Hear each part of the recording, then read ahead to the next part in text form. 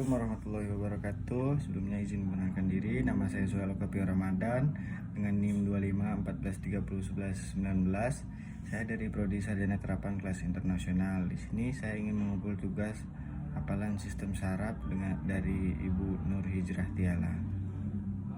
Yang pertama itu ada dendrit, fungsinya menerima impuls. Yang kedua ada badan sel, fungsinya itu pusat metabolisme sel saraf. Yang ketiga itu ada nodus Ranvier, fungsinya itu mempercepat transmisi. Yang keempat itu ada terminal akson, fungsinya itu mengirimkan impuls saraf ke neuron. Yang kelima itu ada nukleus, fungsinya itu mengatur seluruh aktivitas sel saraf. Yang keenam itu ada akson, fungsinya itu menghantarkan impuls dari badan sel ke akson terminal. Yang ketujuh itu ada selabung mielin, fungsinya itu melindungi akson. Dan yang terakhir yang kedelapan ada sel SAX1, fungsinya itu membentuk selubung mielin di sekitar akson. Bagian otak yang pertama itu ada lobus frontal, fungsinya mengendalikan gerakan emosi seperti motorik.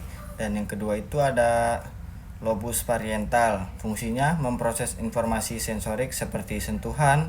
Dan yang ketiga itu ada lobus occipital, fungsinya memproses informasi visual seperti penglihatan. Yang keempat itu ada lobus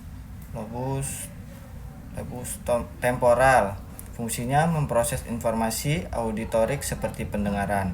Dan yang kelima itu ada otak kecil, fungsinya sebagai pusat keseimbangan dan koordinasi gerak. Dan yang keenam itu ada batang otak, fungsinya menghubungkan otak besar dan otak kecil menuju ke sumsum tulang belakang. Linear, yang pertama itu ada olfaktorius itu adalah indera penciuman. Yang kedua ada optik mengirimkan informasi visual ke otak. Yang ketiga itu ada okulomotor itu mengontrol gerakan mata seperti kelopak mata dan pupil. Yang keempat ada troklearis itu menggerakkan otot mata.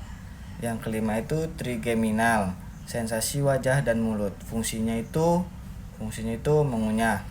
Yang keenam itu ada abducens, fungsinya menggerakkan mata ke samping lateral. Yang ketujuh itu ada fasial, ekspresi wajah, indera perasa dan kelenjar air liur.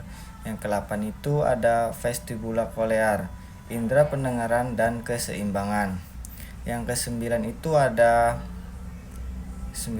glospharyngeal, perasaan menelan, tekanan darah dan air liur. Yang kesepuluh ada vagus, mengatur organ tubuh seperti jantung, paru dan pencernaan. Yang kesebelas ada aksesoris, gerakan leher dan bahu. Dan yang terakhir yang 12 hipoglossal, gerak lidah dan bicara, makan dan menelan. Yang terakhir ada saraf spinal.